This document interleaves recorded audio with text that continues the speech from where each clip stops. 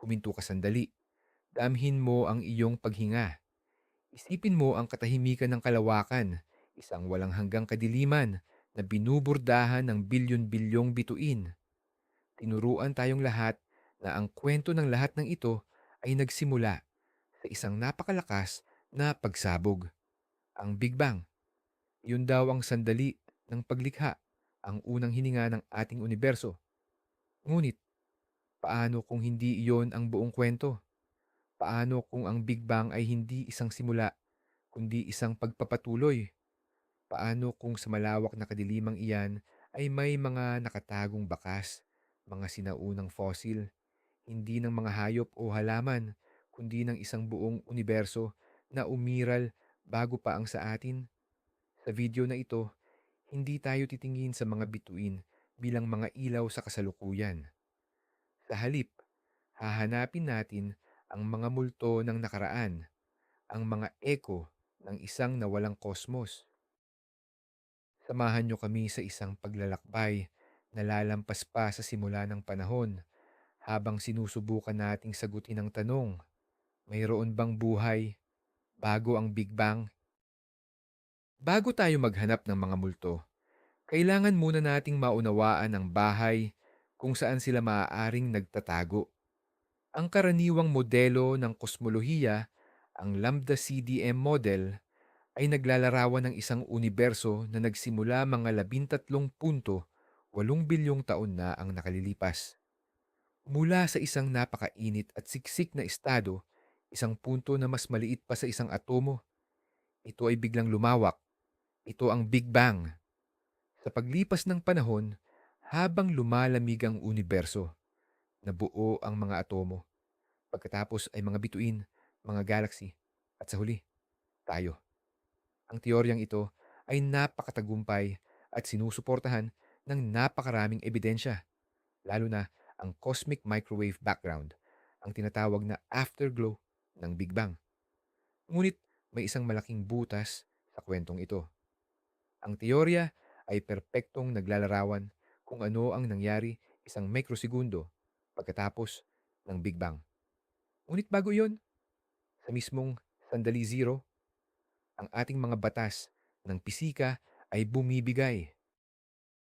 Ang espasyo at oras, ayon sa pagkakaalam natin, ay nawawalan ng kahulugan. Dito pumapasok ang mga mas mapangahas na teorya, mga ideya tulad ng cyclic universe, kung saan ang mga universo ay paulit-ulit na isinisilang at namamatay sa isang walang katapusang big bounce. Kung totoo ang mga teoryang ito, kung gayon, posibleng may mga bakas, mga fossil na nakaligtas mula sa nagdaang siklo at naghihintay lamang na matuklasan. Ang ating unang lugar ng paghahanap ay ang pinakamatandang larawan ng universo na mayroon tayo. Isipin ninyo ang isang kumot na bumabalot sa buong kalawakan. Ito ang Cosmic Microwave Background o CMB. Hindi ito ordinaryong liwanag. Ito ay isang mahinang sinag ng microwave radiation, isang afterglow mula sa panahon na ang universo ay bata pa, mga 380,000 taong gulang pa lamang. Sa panahong iyon, ang kosmos ay isang mainit at makapal na sabaw ng mga particle at radiation. Ngunit habang ito ay lumalawak at lumalamig, ang liwanag ay sa wakas ay nakawala at malayang naglakbay sa kalawakan. Ang liwanag na iyon, na ngayon ay napakahina na, ang bumubuo sa CMB. Ito ang literal na unang ilaw ng universo na kaya nating makita. Ang mga satellite tulad ng Planck ng European Space Agency ay gumawa ng napakadetalyadong mapa ng kumot na ito. At sa unang tingin, ito ay halos perpektong pare-pareho sa temperatura na nagpapatunay sa teorya ng Big Bang. Ngunit kapag sinuri natin ito ng mas malapitan, may mga maliliit na pagkakaiba, mga bahagyang mas mainit at mas malamig na mga batik. Ang mga batik na ito, ang mga buto, ang mga blueprint, kung saan nabuo ang lahat ng mga galaxy at bituin na nakikita natin ngayon. Ito ay isang snapshot ng universo sa kanyang kamusmusan. Para sa mga kosmologo, ang CMB ay isang time capsule, isang bintana sa pinakasinaunang panahon. At sa loob ng napakagandang larawang ito ng sanggol na universo, may mga misteryo, mga anomalya na tila hindi umaayon sa ating mga inaasahan. Ito ang mga unang posibleng palatandaan, ang mga unang pahiwatig na baka may mas matanda pang kwento na nakasulat sa kalangitan. Habang masusing pinag-aaralan ng mga siyentipiko ang mapa ng CMB, may mga partikular na katangian na lumitaw na tila sumisigaw na may mali. Ang isa sa pinakatanyag ay ang tinatawag na cold spot. Ito ay isang malawak na rehiyon sa kalangitan na mas malaki kaysa sa inaasahan, na bahagyang mas malamig kaysa sa paligid nito. Ayon sa ating standard model, ang mga pagkakaiba sa temperatura sa CMB ay dapat na random, tulad ng mga tuldok sa isang painting. Ngunit ang cold spot na ito ay napakalaki at napakalamig. Ang posibilidad na ito ay isang simpleng statistical fluke, isang random na pagkakataon lamang, ay napakaliit. Marahil isa lamang sa 1,000. Kaya ano ito? Maraming teorya ang isinilang upang ipaliwanag ito. Ang isa ay nagsasabi na ito ay sanhi ng isang super void, isang napakalaking rehiyon sa pagitan natin at ng CMB na halos walang lamang mga galaxy na nagiging sanhi ng paghina ng liwanag na dumadaan dito. Ngunit kahit na may natagpo ang void sa direksyon na iyon, hindi pa rin ito lubos na maipaliwanag ang tindi ng lamig ng cold spot. Dito pumapasok ang isang mas radikal na ideya. Paano kung ang cold spot ay hindi isang bagay sa ating universo? Paano kung ito ay isang piklat, isang bruise, wika nga, na natamo ng ating sanggol na universo mula sa isang banggaan, sa isa pang universo, sa isang mas malaking multiverse? O mas kamangha-mangha pa, paano kung ito ay isang bakas, isang anino, na iniwan ng isang napakalaking istruktura mula sa isang naunang kosmos, bago pa ang ating Big Bang? Ang cold spot ay nananatiling isang nakakaintrigang palaisipan, isang piraso ng puzzle na hindi pa rin natin mailagay ng tama. Bukod sa cold spot, may isa pang mas malaki at mas mahiwagang anomalya na tinatawag na axis of evil. Ang pangalan ay dramatiko, ngunit ang konsepto ay simple. Nang sinuri ng mga siyentipiko ang lahat ng malalaking pattern sa CMB, ang mga pinakamalawak na alon ng init at lamig, natuklasan nila ang isang bagay na lubos na nakakagulat. Ang mga pattern na ito ay tila hindi random. Sa halip, sila ay nakalinya o naka-align sa isang partikular na paraan. Ang pinakakaiba ay ang alignment na ito ay tila nakaturo sa eroplano ng ating sariling solar system, ang ecliptic plane. Ito ay labis na hindi inaasahan. Bakit magkakaroon ng kaugnayan ang pinakamalaking istruktura sa buong nakikitang universo sa ating munting solar system? Ito ay labag sa cosmological principle, isang fundamental na ideya sa kosmolohiya na nagsasabing ang universo ay dapat magmukhang pareho sa lahat ng direksyon at walang espesyal na lugar o direksyon. Ang axis of evil ay tila nagsasabi na mayroon. Maraming pagtatangka ang ginawa upang ipaliwanag ito bilang isang error sa data o isang epekto ng ating mga instrumento. Ngunit ang signal ay nananatiling matatag sa bawat bagong pagsusuri. Para sa ilang mga teorista, tulad ni Roger Penrose, ang ganitong uri ng malakihang, di-random na istruktura ay hindi maipaliwanag ng standard Big Bang model. Sa halip, iminumungkahi niya na ito ay isang bakas mula sa isang nakaraang iyon o siklo ng universo. Maaaring ang mga alon ng gravitational waves mula sa mga nagbabanggaang supermassive black holes sa nakaraang kosmos ay nag-iwan ng isang malabong imprinta sa simula ng ating sariling universo na lumilikha ng ganitong uri ng nakapagtatakang alignment. Ang ideya na ang mga anomalya sa CMB ay maaaring bakas ng isang nakaraang universo ay sentro sa teorya ng physicist at Nobel laureate na si Sir Roger Penrose. Ang kanyang teorya ay tinatawag na Conformal Cyclic Cosmology or CCCC. Ito ay isang eleganteng ngunit napakaradikal na pananaw sa kalikasan ng oras at ng kosmos. Sa CCC, ang ating Big Bang ay hindi ang simula. Sa halip, ito ay isa lamang sa isang walang katapusang serye ng mga eon. Bawat eon ay nagsisimula sa isang Big Bang at nagtatapos sa isang malayong hinaharap kung saan ang universo ay lumawak ng husto at naging isang malamig, madilim, at halos walang laman na lugar.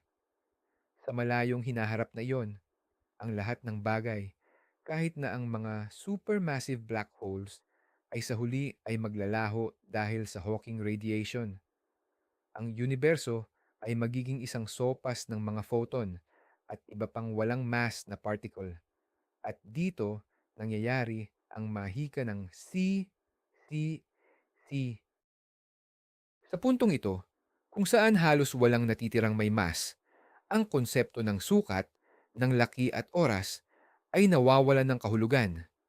Ang isang napakalaki at walang laman na universo ay nagiging katulad sa matematika ng isang napakaliit at siksik na punto.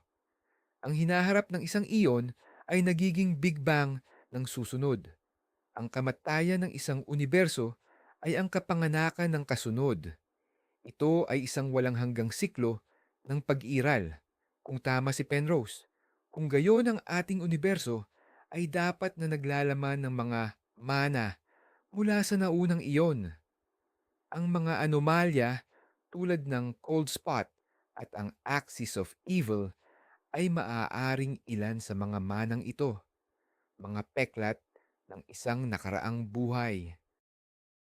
Kung ang conformal cyclic cosmology ay totoo, hindi lamang mga malalaking anomalya ang dapat nating hanapin sa CMB. Mayroon pang isang mas partikular at mas kapana-panabik na prediksyon. Ayon kay Penrose, sa huling yugto ng naunang iyon, ang mga supermassive black holes na nasa gitna ng mga galaxy ay dahan-dahang maglalaho sa pamamagitan ng Hawking radiation. Ang kanilang napakalaking enerhiya ay ilalabas sa universo. Ang enerhiyang ito, ayon sa teorya, ay maaaring makalusot sa transition sa pagitan ng mga iyon. Sa ating universo, ang mga ito ay lilitaw bilang mga maliliit, pabilog na batik sa CMB na may bahagyang mas mataas na temperatura kaysa sa kanilang paligid. Tinawag ni Penrose ang mga ito na Hawking points. Ito ay isang matapang na prediksyon. Ito ay hindi isang malabong anomalya. Ito ay isang tiyak na uri ng signal na maaaring hanapin. Sa katunayan, si Penrose at ang kanyang mga kasamahan ay nagsuri sa data ng CMB at sinabing nakakita sila ng ebidensya para sa mga Hawking points na ito, mga signal na may napakababang posibilidad na maging random na pagkakataon. Gayunpaman, ang claim na ito ay lubos na kontrobersyal sa komunidad ng mga kosmologo. Maraming ibang mga grupo ng siyentipiko ang nagsuri sa parehong data at hindi nakumbinsi. Sinasabi nila na ang mga signal na nakita ni Penrose ay maaaring ipaliwanag bilang ingay o mga random na pagbabago sa CMB. Ang debate ay nagpapatuloy, ngunit ang ideya ay nakakabighani. Isipin ninyo, ang mga maliliit na batik ng init sa pinakamatandang larawan ng ating universo ay maaring ang mga huling hininga, ang mga multo ng mga higanting black hole mula sa isang mundong matagal nang naglaho. Ngayon, iwanan muna natin ang liwanag at CMB at pakinggan natin ang isang bagay na mas malalim, ang tunog ng espasyo mismo. Ito ang mga gravitational waves. Iminungkahi ni Einstein isang siglo na ang nakalipas Ang mga ito ay mga alon sa mismong tela ng espasyo-oras na nilikha ng mga pinakamarahas na kaganapan sa kosmos tulad ng pagbabanggaan ng dalawang black hole o neutron stars. Sa loob ng maraming dekada, ang mga ito ay theoretical lamang. Ngunit noong 2015, direktang na-detect ng LIGO Observatory ang mga alon na ito sa unang pagkakataon na nagbukas ng isang ganap na bagong paraan upang pag-aralan ang universo. Kung ang teleskopyo ay ang ating mga mata, ang mga gravitational wave detector ay ang ating mga tainga. Pinapayagan tayo nitong marinig ang mga kaganapan na hindi natin kailanman makikita. Ngunit ang mga alon na ating naririnig ngayon ay mula sa mga kamakailang kaganapan sa loob ng ating sariling universo. Gayunpaman, naniniwala ang mga kosmologo na mayroong isang mas sinaunang tunog na bumabalot sa buong kosmos. Ito ang primordial gravitational wave background. Ito ang mga alon na nilikha sa pinakaunang mga sandali ng Big Bang sa panahon ng isang kaganapan na tinatawag na inflation, kung saan ang universo ay lumawak ng mas mabilis kaysa sa bilis ng liwanag. Ang mga alon na ito ay napakahina, isang mahinang ugong sa ilalim ng lahat ng iba pang mga signal at hindi pa natin direktang na-detect. Ngunit kung magagawa natin, ito ay magbibigay sa atin ng isang bintana sa universo sa isang trilyon ng isang segundo pagkatapos ng Big Bang, mas maaga pa kaysa sa CMB. Ang paghahanap sa primordial gravitational wave background ay isa sa mga banal na kupita ng modernong kosmolohiya. Kung matagpuan natin ito, hindi lamang nito patutunayan ang teorya ng inflation, kundi maaari rin itong maglaman ng mga pahiwatig tungkol sa kung ano ang nangyari bago pa man. Paano? Dahil ang gravitational waves ay halos hindi nakikipag-ugnayan sa anumang bagay. Hindi tulad ng liwanag na maaaring harangan o ikalat, ang mga gravitational waves ay dumadaan sa halos lahat ng bagay na parabang wala ito roon. Nangangahulugan ito na kung mayroong isang universo bago ang sa atin at kung ang transisyon sa pagitan ng mga universo ay isang big bounce sa halip na isang perpektong singularity, posible na ang mga gravitational waves mula sa naunang universo ay maaaring tumagas o makaligtas sa bounce at maging bahagi ng ating sariling primordial background. Isipin ninyo ito bilang dalawang magkaibang silid na pinaghihiwalay ng isang napakanipis na pader. Maaaring hindi mo makita kung ano ang nasa kabilang silid. Ngunit kung may gumawa ng isang malakas na ingay, maririnig mo ang isang mahinang ugong. Sa parehong paraan, maaaring hindi natin direktang makita ang naunang kosmos, ngunit maaaring marinig natin ang mga huling sandali nito, ang mga huling pagbangga ng mga galaxy at black hole, bilang mga kakaibang pattern sa ating sariling primordial gravitational wave background. Ang pag-aaral sa background na ito ay magiging tulad ng cosmic archaeology, paghuhukay sa pinakasinaunang mga layer ng tunog upang mahanap ang mga fossil ng isang nakaraang sibilisasyon, isang nakaraang universo. Ang hamon siyempre ay ang paghihiwalay ng mga potensyal na signal na ito mula sa naunang iyon, mula sa mga signal na nilikha ng ating sariling Big Bang. Ito ay tulad ng pagsubok na marinig ang isang bulong sa gitna ng isang malakas na konsyerto. Ngunit ang mga teorista ay may ilang mga ideya kung ano ang hahanapin. Halimbawa, ang mga alon mula sa ating sariling inflation ay inaasahang magkakaroon ng isang partikular na uri ng statistical distribution. Anumang paglihis mula sa inaasahang pattern na iyon, mga hindi inaasahang peak ng enerhiya sa ilang mga frequency o mga kakaibang ugnayan sa pagitan ng mga alon mula sa iba't ibang direksyon sa kalangitan ay maaaring isang pahiwatig ng banyagang pinagmulan. Ang mga siyentipiko sa mga eksperimento tulad ng BICEP/Keck sa South Pole at sa hinaharap ng mga space-based observatories tulad ng LISA, ang Laser Interferometer Space Antenna, ay eksaktong naghahanap ng mga ganitong uri ng signal. Ang LISA, sa particular, ay magiging napakasensitibo sa mga low-frequency gravitational waves, ang uri na inaasahang malilikha ng mga supermassive black hole mergers na maaaring eksaktong uri ng fossil na hinahanap natin. Ito ay isang napakatagal at maselang proseso. Ngunit, bawat bagong data na nakukuha natin ay nagbibigay sa atin ng isang mas malinaw na pagtingin sa mga pinakaunang sandali ng pag-iral. At sa loob ng cosmic symphony na iyon, maaaring mayroong isang nota, isang himig na hindi nabibilang sa ating kanta, isang himig mula sa isang nakaraang universo. Ang isa pang konsepto na nauugnay dito ay ang gravitational memory. Ito ay isang permanenteng pagbabago o distortion sa tela ng espasyo-oras na iniiwan ng isang malakas na kaganapan ng gravitational wave. Isipin ninyo na ihulog ang isang bato sa isang tahimik na lawa. May mga alon na kumakalat palabas, ngunit pagkatapos na mawala ang mga alon, ang level ng tubig ay babalik sa dati. Sa kaso ng gravitational waves, may ilang mga teorya na nagsasabi na pagkatapos dumaan ng alon, ang espasyo mismo ay hindi lubos na bumabalik sa dati. Mayroong isang maliit, permanenteng pagbabago na natitira. Ito ang memorya.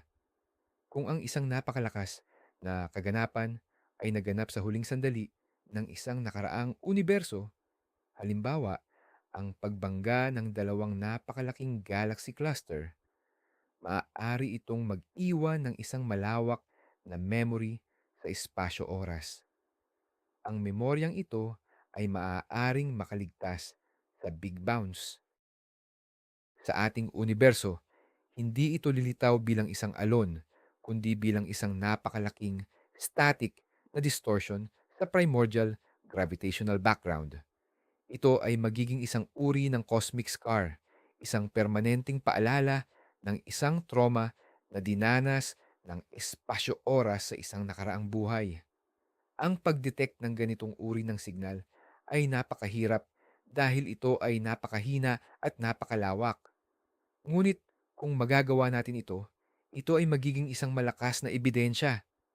Hindi lamang ito isang echo o isang anino. Ito ay isang pisikal na piklat.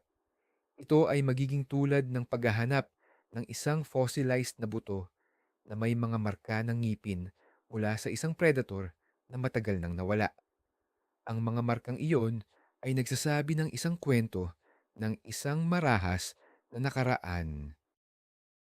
Ngayon, ilipat natin ang ating focus mula sa mga alon at radiation patungo sa mga bagay na mas solido o hindi bababasa, mas siksik, ang mga black hole. Ang mga black hole ay kilala natin bilang mga dulo ng buhay ng mga napakalaking bituin. Ngunit may isang theoretical na uri ng black hole na hindi nabuo sa ganitong paraan. Ito ang mga primordial black holes or PHS. Ang mga ito, ayon sa teorya, ay nabuo sa pinakaunang mga sandali ng universo. Sa panahong iyon, ang universo ay hindi perpektong pare-pareho. May mga rehiyon na bahagyang mas siksik kaysa sa iba. Kung ang isang rehiyon ay naging sapat na siksik, maaari itong direktang gumuho sa ilalim ng sarili nitong gravity upang bumuo ng isang black hole nang hindi na kailangang dumaan sa yugto ng pagiging isang bituin.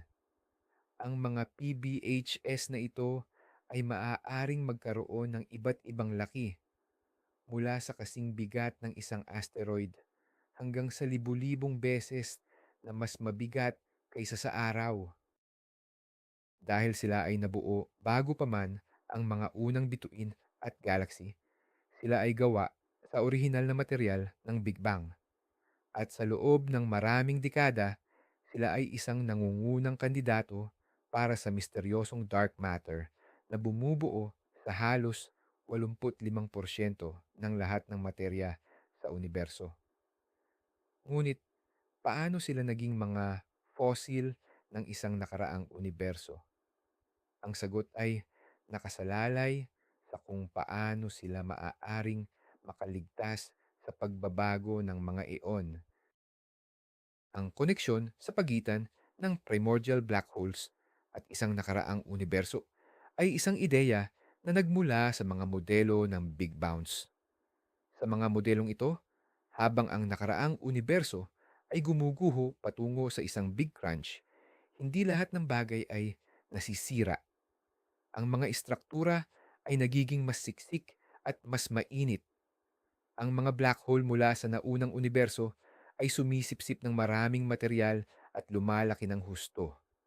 Ayon sa ilang mga teorya, ang mga napakalaking black hole na ito ay maaaring sapat na matibay upang makaligtas sa mismong bounce.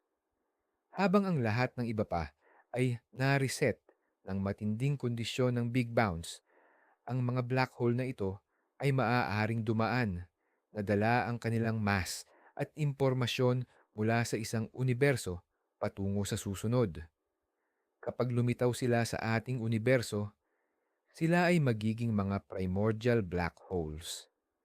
Hindi sila nabuo sa ating Big Bang, kundi sila ay mga refugee, mga survivor mula sa isang naunang kosmos. Kung totoo ito, ang pagtuklas ng isang PBH ay magiging isang monumental na kaganapan. Ang pag-aaral sa mga katangian nito, ang kanyang mass, ang kanyang spin, ay maaaring magbigay sa atin ng mga pahiwatig tungkol sa mga kondisyon sa universo kung saan ito orihinal na nabuo. Ito ay magiging tulad ng pag-aaral ng isang buhay na dinosaur. Ito ay hindi lamang isang buto o isang bakas. Ito ay isang aktwal, buhay na piraso ng isang nawalang mundo. Ang hamon ay ang paghahanap sa kanila at pagkilala sa kanila bilang tunay na primordial at hindi lamang isang ordinaryong black hole na nabuo mula sa isang bituin. Ang ideya ng mga black hole bilang mga fossil ay nagiging mas malalim kapag isinaalang-alang natin ang kanilang kamatayan. Noong dekada ng 1970, ipinakita ni Stephen Hawking na ang mga black hole ay hindi ganap na itim dahil sa mga epekto ng quantum mechanics malapit sa kanilang event horizon, dahan-dahan silang naglalabas ng radiation na ngayon ay tinatawag na Hawking radiation. Nangangahulugan ito na ang mga black hole ay dahan-dahang sumisingaw at nawawala ng mass. Para sa mga malalaking black hole na kasing laki ng bituin, ang prosesong ito ay napakabagal. Mas matagal pa kaysa sa kasalukuyang edad ng universo. Ngunit, para sa mga mas maliliit na black hole, tulad ng mga posibleng primordial black holes, ang proseso ay maaaring mas mabilis. Ang isang PBH na may bigat na tulad ng isang bundok, halimbawa, ay dapat na sumabog sa isang huling pagsabog ng gamma rays sa kasalukuyang panahon. Ang paghahanap sa mga huling hininga ng mga namamatay na PBHs na ito ay isang aktibong larangan ng pananaliksik. Ngunit ang teorya ni Penrose ay nagdadala nito sa isang mas mataas na antas. Sa kanyang conformal cyclic cosmology, ang mga supermassive black holes mula sa naunang iyon ay sumisingaw sa loob ng trilyon-trilyong taon. Ang kanilang huling sandali ay hindi isang malakas na pagsabog, kundi isang huling pop ng enerhiya. Ang enerhiyang ito, tulad ng nabanggit kanina, ay maaaring mag-iwan ng marka sa ating CMB bilang mga Hawking points. Dito, ang black hole ay hindi lamang isang fossil na bagay. Ang mismong kamatayan nito ay ang fossil, ang huling sandali ng isang istruktura mula sa isang nakaraang mundo ay nagiging isang binhi para sa ating sariling mundo. Ito ay isang magandang ideya ng pagpapatuloy at muling pagsilang sa kosmikong sukat. Ang paghahanap para sa mga Hawking points ay isang direktang pagsubok sa teorya ni Penrose, ngunit ito ay napakahirap. Ang signal na hinahanap nila ay napakahina at madaling malito sa ibang mga bagay. Ang CMB ay puno ng mga signal mula sa mga foreground na galaxy at alikabok na kailangang maingat na alisin. Pagkatapos nito, ang natitirang mapa ay may sariling likas na mga random na pagbabago. Ang hamon ay ang pagpapatunay na ang isang partikular na hotspot ay hindi lamang isang random na pagkakataon, kundi isang tunay na signal na may pisikal na kahulugan. Ang orihinal na pag-aaral ni Penrose ay gumamit ng isang partikular na statistical method upang mahanap ang mga pabilog na pattern na ito.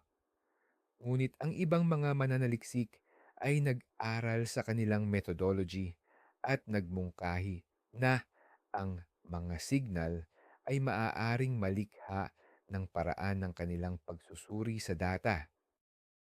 Ito ang kalikasan ng cutting-edge na agham. Isang ideya ay iminumungkahi, isang pag-angkin ay ginagawa, at pagkatapos ay sinusuri ito ng buong komunidad sa lahat ng posibleng paraan.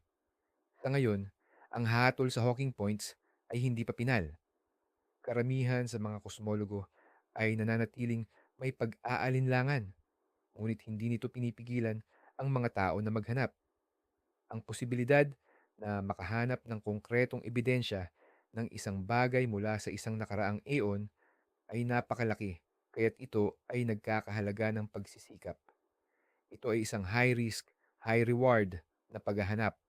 At kahit na hindi natin mahanap ang mga Hawking points, ang proseso ng paghahanap mismo ay nagtutulak sa ating teknolohiya at sa ating pangunawa sa CMB sa mga bagong hangganan. Ang debate tungkol sa mga Hawking points ay nagpapakita ng isang mahalagang punto tungkol sa paghahanap ng mga cosmic fossil. Madalas, hindi tayo sigurado kung ano talaga ang hitsura ng isang fossil. Naghahanap tayo ng mga pattern, mga signal na hindi umaayon sa ating mga inaasahan. Ngunit ang ating mga inaasahan ay batay sa ating kasalukuyang mga teorya na maaaring hindi kumpleto. Ito ay isang kaso ng hindi mo alam kung ano ang hindi mo alam. Maaaring may mga bakas ng isang nakaraang universo na nakatago sa data na tinitingnan na natin sa loob ng maraming taon. Ngunit hindi natin ito nakikilala dahil hindi pa natin naiisip ang tamang teorya upang ipaliwanag ito. Ito ang dahilan kung bakit ang theoretical na pisika ay napakahalaga. Ang mga tao tulad ni Penrose ay hindi lamang nag-iisip ng mga ideya para sa kasiyahan. Sila ay lumilikha ng mga bagong balangkas, mga bagong paraan ng pagtingin sa universo na nagbibigay sa mga observational astronomer ng mga bagong bagay na hahanapin. Ito ay isang sayaw sa pagitan ng teorya at obserbasyon. Ang teorya ay gumagawa ng isang hula. Ang mga observer ay sumusubok na hanapin ito. Kung mahanap nila ito, ang teorya ay lumalakas. Kung hindi, ang teorya ay kailangang baguhin o itapon. Sa kaso ng mga cosmic fossil, tayo ay nasa pinakaunang yugto ng sayaw na ito. Ang mga ideya ay ligaw at kamangha-mangha. Ang mga signal ay mahina at hindi tiyak. Ngunit ang sayaw ay nagsimula na, at ito ay isa sa mga pinakakapanapanabik na pagtatanghal sa buong agham. Ngayon, ilayo natin ang ating tingin mula sa mga black hole at pag-usapan natin ang mga bituin. Ang mga bituin ay mga time machine. Dahil ang liwanag ay may limitadong bilis, kapag tinitingnan natin ang isang bituin na 100 light years ang layo, nakikita natin ito kung ano ang itsura nito 100 taon na ang nakalipas. Ang mga teleskopyo tulad ng Hubble at James Webb ay nagbibigay daan sa atin na tumingin ng mas malayo pa sa mga unang galaxy na nabuo. Ngunit may isang henerasyon ng mga bituin na hindi pa natin direktang nakikita. Ito ang mga population tatlo na bituin. Sila ang mga kauna-unahang bituin na nabuo sa universo, marahil 100 milyong taon lamang pagkatapos ng Big Bang. Sila ay naiiba sa mga bituin ngayon. Sila ay gawa lamang sa mga pinakasimpleng elemento na nilikha sa Big Bang, hydrogen at helium. Dahil dito, sila ay lumaki ng napakalaki, daan-daang beses na mas malaki kaysa sa ating araw at nabuhay ng napakabilis at marahas. Namatay sila sa mga dambuhalang pagsabog ng supernova pagkatapos lamang ng ilang milyong taon. Ang mga pagsabog na ito ang naghasik sa universo ng mga unang mabibigat na elemento, carbon, oxygen, iron, na naging posible para sa mga susunod na henerasyon ng mga bituin, planeta, at sa huli, buhay na mabuo. Hindi pa tayo nakakakita ng isang population tree na bituin, ngunit nakikita natin ang kanilang ang mga multo sa kemikal na komposisyon ng ilang mga napakatandang bituin na nabubuhay pa rin ngayon. Ang pag-aaral sa mga pinakamatandang bituin sa ating sariling Milky Way galaxy ay isang uri ng cosmic archaeology. Ang mga bituin na ito ay nabuo ng napakaaga sa kasaysayan ng universo, kaya't ang kanilang mga atmosfera ay naglalaman ng isang sample ng primordial gas kung saan sila nabuo. Sa pamamagitan ng pagsusuri sa liwanag mula sa mga bituin na ito, matutukoy ng mga astronomo ang kanilang kemikal na komposisyon. Karamihan sa mga bituin na ito ay may napakababang antas ng mga mabibigat na elemento na tinatawag ng mga astronomo na metals na umaayon sa ating mga teorya. Ngunit paminsan-minsan, nakakahanap sila ng isang bagay na kakaiba. Halimbawa, ang bituin na tinatawag na Methuselah Star HD 140-283 ay napakatanda na tila sa unang pagsusuri, mas matanda pa kaysa sa universo mismo. Isang malinaw na imposibilidad na kalaunan ay nalutas sa pamamagitan ng mas tumpak na mga pagsukat. Ang iba pang mga bituin ay nagpapakita ng mga kakaibang rasyo ng mga elemento na mahirap ipaliwanag gamit ang mga standard na modelo ng kung paano sumabog ang mga unang bituin. Dito pumapasok ang isang haka-haka, ngunit nakakaintrigang posibilidad. Paano kung ang ilan sa mga kemikal na anomalya na ito ay hindi nagmula sa mga unang bituin ng ating universo? Paano kung ang gas kung saan nabuo ang mga matatandang bituin na ito ay nahaluan ng mga labi mula sa pagkamatay ng isang nakaraang universo? Ito ay isang napaka-espekulatibong ideya. Ngunit ito ay nagpapakita kung paano ang mga fossil ay maaaring magtago sa hindi inaasahang mga lugar, hindi bilang mga malalaking istruktura sa CMB, kundi bilang mga banayad na kemikal na lagda sa mga individual na bituin. Ang ideya ng mga bituin na nakaligtas mula sa isang nakaraang universo ay mas radikal pa. Maaari bang isang buong bagay, tulad ng isang bituin, ay makaligtas sa matinding kondisyon ng isang big crunch or big bounce? Karamihan sa mga pisiko ay sasabihing hindi. Ang mga puwersa ay napakalaki. Ang temperatura at densidad ay halos walang hanggan. Anumang normal na materya ay madudurog at magiging bahagi ng primordial soup na magsisimula sa susunod na universo. Ngunit ang pisika sa mga sukdulang ito ay hindi pa rin natin lubos na nauunawaan. Ang ating mga teorya ng general relativity at quantum mechanics ay hindi magkasundo sa mga kondisyong ito. Kinakailangan natin ng isang teorya ng quantum gravity upang maunawaan kung ano talaga ang nangyayari. At sa loob ng mga teoryang ito, may mga posibilidad na lumilitaw. Halimbawa, sa ilang mga bersyon ng loop quantum gravity, ang espasyo-oras mismo ay gawa sa maliliit, discrete na mga loops. Sa modelong ito, walang tunay na singularity. Ang universo ay umuurong lamang sa isang minimum na sukat at pagkatapos ay tumatalbog. Sa ganitong sitwasyon, posible, kahit na napakabihira para sa ilang mga uri ng mga napakasiksik na bagay, marahil ay mga quark star o iba pang mga exotic na bagay na makaligtas sa proseso. Kung mayroon mang ganitong mga survivor stars sa ating universo, sila ay magiging kakaiba.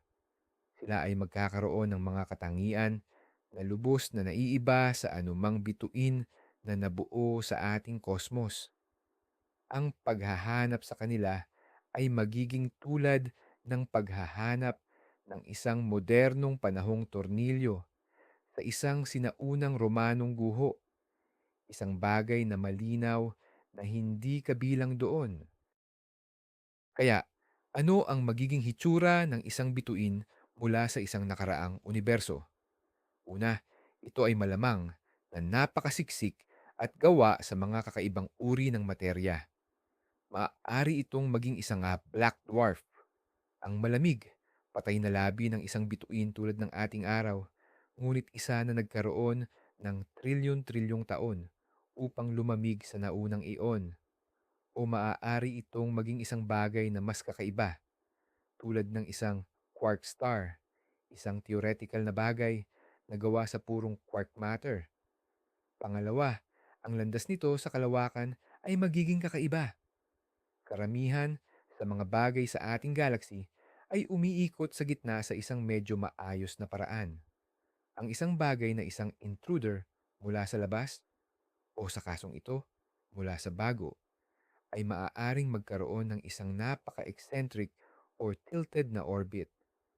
Pangatlo, ang chemical na komposisyon nito ay magiging ganap na banyaga. Maaaring naglalaman ito ng mga rasyo ng isotopes na imposible na malikha sa pamamagitan ng mga proseso sa ating universo.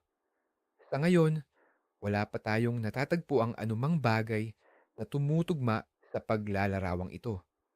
Bawat bagay na ating natagpuan, gaano man katanda o kakaiba, ay maipapaliwanag pa rin kahit na may kahirapan kung minsan sa loob ng kasaysayan ng ating sariling universo.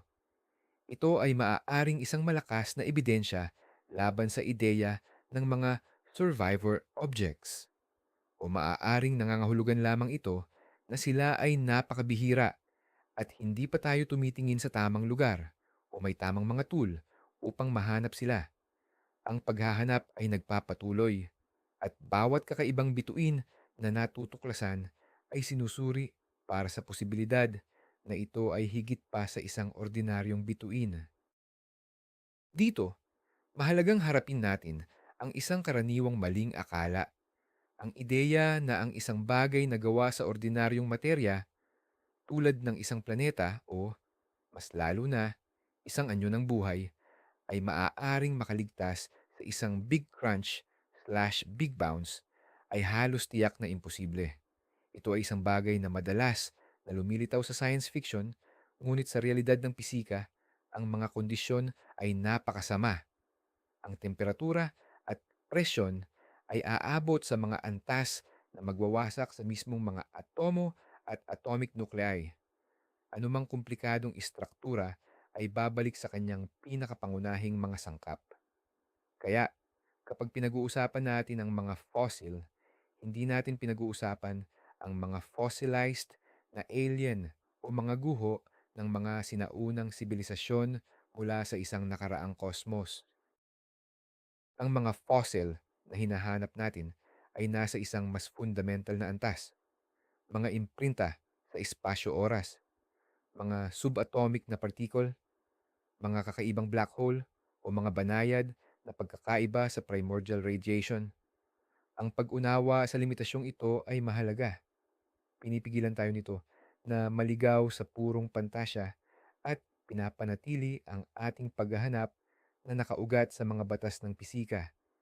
Kahit na sinusubukan nating itulak Ang mga hangganan ng mga batas na iyon, ang kwento ng mga cosmic fossil ay hindi tungkol sa paghahanap ng mga labi ng isang nakaraang buhay, kundi tungkol sa pag-unawa sa mga batas ng mismong pag-iral at kung ang pag-iral ay isang bagay na nangyari lamang ng isang beses o isang bagay na paulit-ulit na nangyayari sa isang walang katapusang siklo ng cosmic na kamatayan at muling pagsilang.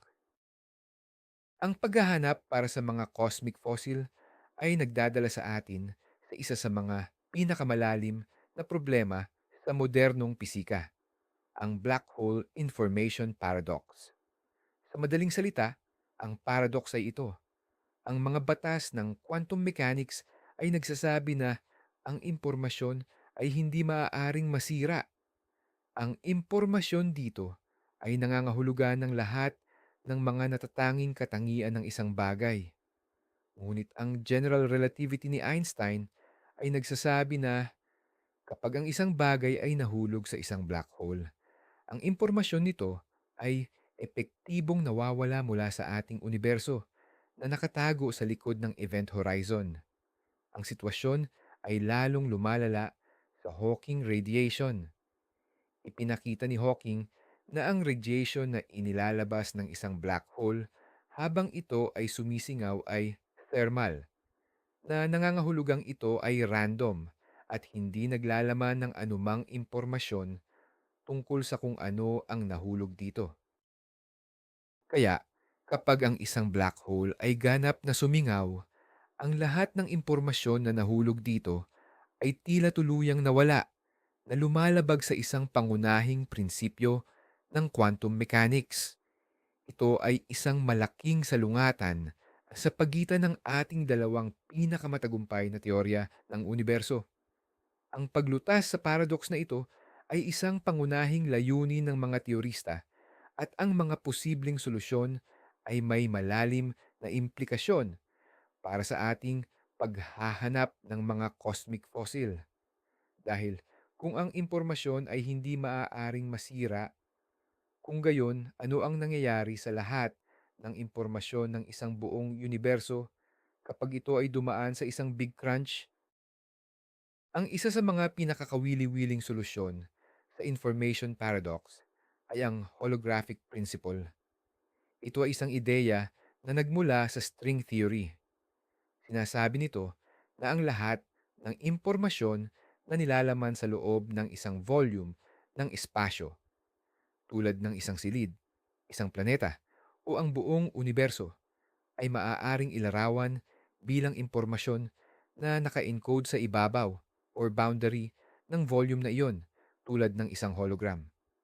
Ang isang hologram ay isang two-dimensional na surface na, kapag sinindihan ng liwanag, ay lumilikha ng isang three-dimensional na imahe. Iminumungkahi ng holographic principle na ang ating three-dimensional na universo plus oras ay maaaring isang proyekto lamang ng impormasyon na naka-encode sa isang malayong two-dimensional na screen sa gilid ng kosmos. Ito ay isang nakakagulat na ideya, ngunit kung ito ay totoo, maaari itong mag-alok ng isang paraan para sa impormasyon na makaligtas. Marahil ang impormasyon ay hindi talaga nahuhulog sa loob ng isang black hole. Sa halip, ito ay nai-smear o naka-encode sa ibabaw ng event horizon. At kapag ang black hole ay sumingaw, ang impormasyong iyon ay dahan-dahang na ilalabas pabalik sa universo. Kung ilalapat natin ang ideyang ito sa buong kosmos, maaaring ang lahat ng impormasyon ng isang nakaraang universo ay hindi nasira sa Big Crunch. Sa halip, ito ay naka-encode sa mismong boundary condition ng ating bagong universo. Sa kasong ito, ang mga cosmic fossil ay hindi magiging mga pisikal na bagay, kundi mga piraso ng impormasyon. Ang mga fundamental constants ng ating universo, ang bilis ng liwanag, ang lakas ng gravity, ang mass ng isang elektron, ay maaaring hindi random. Sila ay maaaring mana mula sa isang naunang kosmos na naglalaman ng naka-encode na impormasyon ng isang nakaraang pag-iral. Kung ang impormasyon ay hindi kailanman tunay na nawawala kundi nagbabago lamang ng anyo, kung gayon ang buong universo ay maaaring ituring bilang isang higanting quantum computer.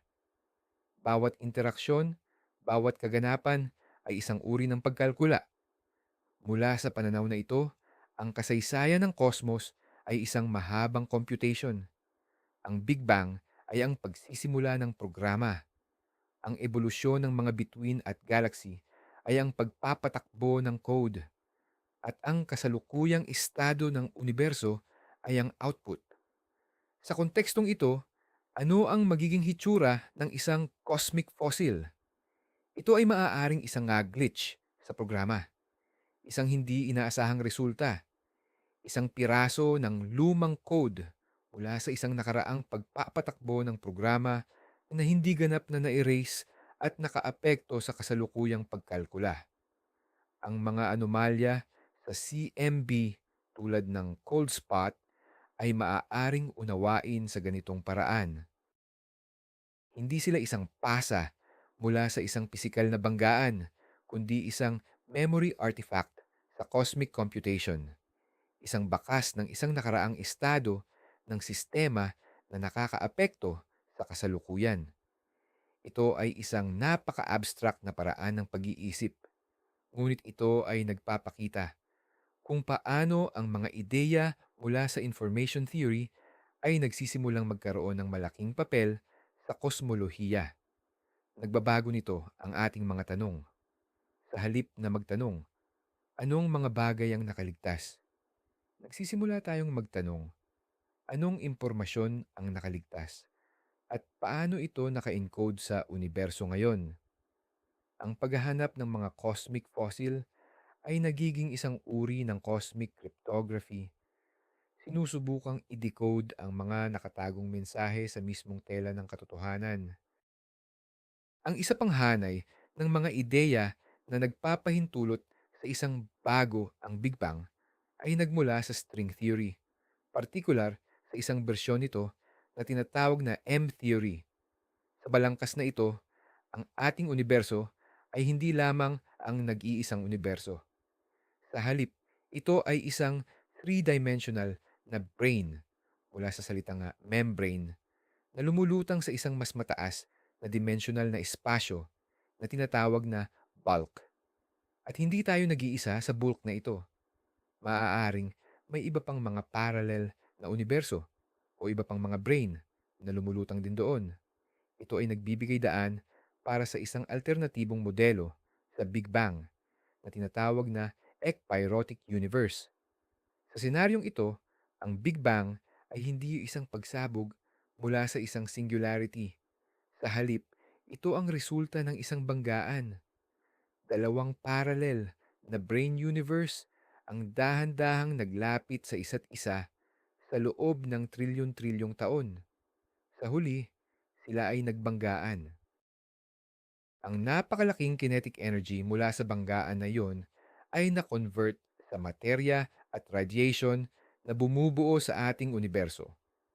Ang banggaan ang ating Big Bang.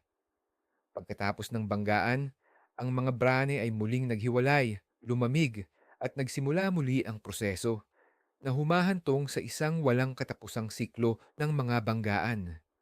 Ito ay isang ganap na naiibang larawan ng ating pinagmulan. Sa modelong ito, ang oras ay palaging umiiral. Ang universo ay hindi nagsimula mula sa wala. Ito ay laging naririto sa isang anyo o iba pa na dumadaan sa mga siklo ng banggaan at paghihiwalay. Kung ang ekperotic model ay tama, kung gayon ang mga cosmic fossil na dapat nating hanapin ay magkakaroon ng ibang kalikasan. Hindi sila magiging mga labi mula sa isang mainit, siksik na estado, kundi mga bakas ng mismong banggaan ng mga brane. Halimbawa, ang banggaan ay maaaring hindi perpektong sabay-sabay sa lahat ng dako. Maaaring may mga ripples or wrinkles sa mga brain, kaya ang ilang bahagi ay nagbanggaan ng mas maaga kaysa sa iba. Ito ay lilikha ng mga pagkakaiba sa temperatura sa primordial plasma na perpektong tumutugma sa mga pattern na nakikita natin sa CMB. Sa katunayan, ang mga tagapagtaguyod ng ekperotic model ay nagsasabi na mas mahusay nilang maipaliwanag ang ilang mga katangian ng CMB kaysa sa standard inflationary model. Bukod pa rito, ang ekperotic model ay gumagawa ng isang napakatiyak na prediksyon. Hindi ito dapat lumikha ng isang detectable na background ng primordial gravitational waves. Ito ay isang malaking pagkakaiba mula sa inflation na hinuhulaan ang pagkakaroon ng gayong background.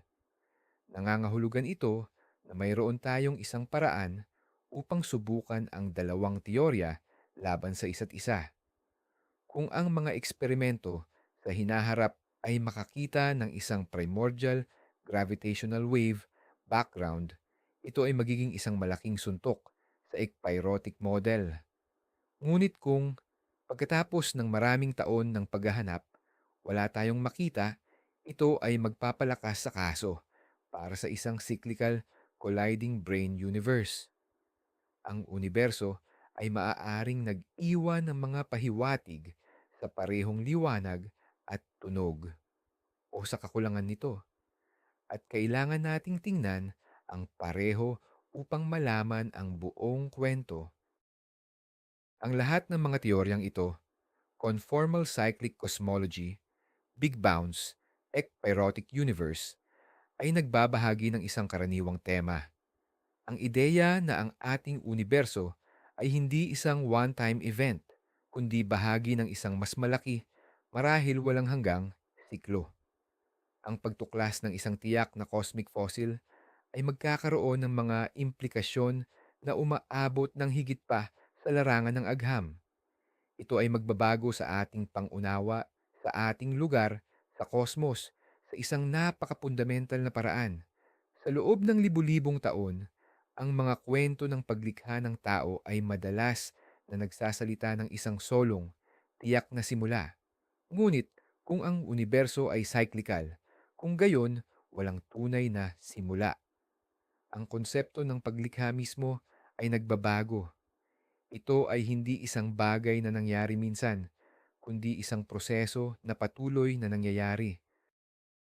Ang ating buong universo ay maaaring isang hininga lamang sa isang walang katapusang siklo ng cosmic na paghinga, paglawak at pag-urong, pagsilang at kamatayan paulit-ulit. Ito ay isang ideya na matatagpuan din sa maraming mga sinaunang pilosopiya at relihiyon sa silangan, tulad ng konsepto ng kalpa sa Hinduismo at Budismo.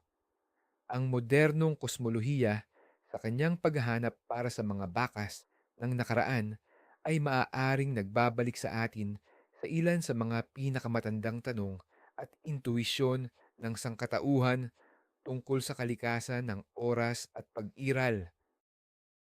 Ang paghahanap ng patunay ng isang naunang universo ay magkakaroon din ng malalim na epekto sa ating pagtingin sa hinaharap. Kung tayo ay bahagi ng isang siklo, ano ang mangyayari sa susunod na yugto? Ang kasalukuyang obserbasyon ay nagpapakita na ang paglawak ng ating universo ay bumibilis, na hinihimok ng isang misteryosong puwersa na tinatawag na dark energy. Ang kasalukuyang kapalaran ng ating universo ay tila isang big freeze o heat death, kung saan ang lahat ay magiging napakalayo sa isa't isa at ang lahat ng aktibidad ay hihinto. Sa isang one-shot universe, iyon na ang katapusan ng kwento. Ngunit sa isang cyclical universe, ang heat death ay hindi ang katapusan. Ito ay isang kinakailangang yugto ng transisyon. Ito ang sandali ng katahimikan bago magsimula ang susunod na kanta. Ang pag-alam na ang kosmos ay may kakayahang muling simulan, ang sarili nito ay nag-aalok ng isang uri ng cosmic na pag-asa. Ipinapahiwatig nito na ang pag-iral mismo ay isang napakatibay na bagay. Kahit na ang ating universo ay sa huli ay mamamatay, ang potensyal para sa mga bagong universo, bagong mga bituin, at marahil kahit na mga bagong anyo ng buhay ay maaaring palaging naroroon. Ang ating mga aksyon, ang ating kasaysayan, ang lahat ng impormasyon na nilalaman sa ating universo ay maaaring hindi ganap na mawala. Ngunit sa halip ay mag-iwan ng isang maliit na bakas, isang eko na makakaapekto sa istruktura ng susunod na universo na darating. Tayo ay maaaring mga tagapagdala ng isang cosmic na pamana. Saan tayo magpapatuloy mula rito? Ang paghahanap para sa mga cosmic fossil ay nagtutulak sa ating teknolohiya sa mga limitasyon nito. Upang makita ang mga mas banayad na detalye sa cosmic microwave background, kailangan natin ng mga mas malaki at mas sensitibong mga teleskopyo tulad ng iminungkahing CMB-S4 na proyekto, isang network ng mga teleskopyo sa Chile at sa South Pole. Upang ma-detect ang primordial gravitational wave background, kailangan natin ng mga susunod na henerasyon ng mga detektor parehong sa lupa at sa kalawakan. Ang Laser Interferometer Space Antenna, LISA, ay isang malaking hakbang sa direksyon na ito. Para sa paghahanap ng mga primordial black holes, kailangan nating subaybayan ang mga bituin para sa mga bihirang gravitational lensing event o maghanap sa kalangitan para sa mga biglaang pagsabog ng high-energy radiation mula sa kanilang huling sandali. At para sa paghahanap ng mga kakaibang bituin, kailangan nating magsagawa ng mga malalaking survey tulad ng Gaia satellite ng ESA na tumpak na nagmamapa sa mga posisyon at paggalaw ng bilyon-bilyong bituin na nagpapahintulot sa atin na makita ang mga may kakaibang orbit. Bawat isa sa mga proyektong ito ay isang napakalaking pagsisikap na nangangailangan ng kooperasyon mula sa libu-libong mga siyentipiko at inhinyero sa buong mundo. Ngunit ang potensyal na gantimpala, ang pag-unawa sa ating pinakaunang pinagmulan, ay nagbibigay katwiran sa bawat pagsisikap. Kasabay ng pag-unlad ng ating teknolohiya, ang ating mga teorya ay dapat ding umunlad. Ang pinakamalaking hadlang sa pag-unawa sa Big Bang at sa kung ano ang nauna rito ay ang kakulangan ng isang kumpletong teorya ng quantum gravity. Ito ang banal na kopita ng theoretical na pisika, isang teorya na magsasama sa general relativity, ang ating teorya ng malalaking bagay, at quantum mechanics, ang ating teorya ng maliliit na bagay sa isang solong, magkakaugnay na balangkas. Ang mga nangungunang kandidato tulad ng string theory at loop quantum gravity ay hindi kapanipaniwalang komplikado sa matematika at hindi pa gumagawa ng mga tiyak na hula na madaling masubok. Ngunit ang mga pisiko sa buong mundo ay patuloy na nagtatrabaho sa mga problemang ito. Ang bawat bagong ideya, bawat bagong mathematical insight ay nagbibigay sa atin ng isang mas malinaw na larawan kung paano maaaring kumilos ang universo sa ilalim ng mga pinakasukdulang kondisyon. Ang pag-unlad ay maaaring mabagal, ngunit ito ay tuloy-tuloy. Ang dialogo sa pagitan ng mga teorista na nag-iisip ng mga posibilidad at ng mga experimentalist na sumusubok sa mga posibilidad na iyon ang siyang nagtutulak sa agham pasulong. Ang paghahanap para sa mga cosmic fossil ay nasa mismong sentro ng diyalogong ito, isang lugar kung saan ang ating pinakamalalim na mga teoretikal na tanong ay nakakatugon sa mga limitasyon ng ating kakayahang mag-obserba. Sa huli, ang paghahanap para sa mga cosmic fossil ay isang paalala ng ating lugar sa universo. Tinitingnan natin ang kalangitan at nakikita natin ang mga bituin at galaksi na bilyon-bilyong taong gulang. Nararamdaman natin na tayo ay napakabata at panandalian lamang. Ngunit ang pag-aaral na ito ay nagmumungkahi ng isang mas malalim na koneksyon. Ang mga mismong atomo sa ating katawan, ang carbon sa ating DNA, ang calcium sa ating mga buto, ang iron sa ating dugo, ay nilikha sa puso ng mga bituin na namatay matagal na bago pa nabuo ang araw. Tayo ay literal na gawa sa alikabok ng mga bituin.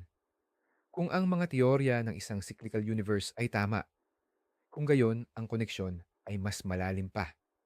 Ang enerhiya at marahil kahit na ang impormasyon na bumubuo sa ating universo ay maaaring nagmula sa isang nakaraang pag-iral.